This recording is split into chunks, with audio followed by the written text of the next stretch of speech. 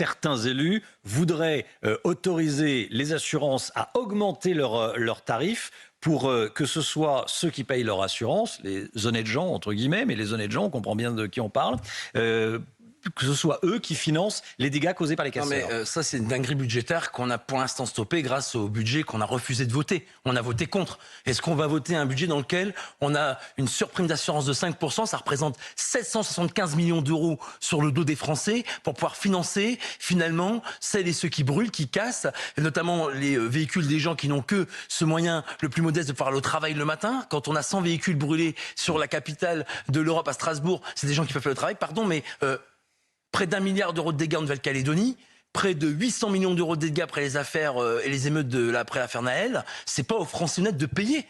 C'est une dinguerie en fait. Pourquoi on n'arrive pas à faire payer ceux qui commettent les dégâts? Parce qu'il y a une lâcheté politique. Moi, des gens du fisc, j'en connais, et ils ne rêvent que d'une seule chose, c'est d'aller chercher l'argent là où il dort. Chez les narcotrafiquants, chez les voyous qui cassent, qui brûlent, c'est ces gens-là qu'il faut emmerder. C'est pas le commerçant qui peut faire une erreur ici et là, ou un contribuable qui peut faire ici et là une erreur sur sa déclaration d'impôt.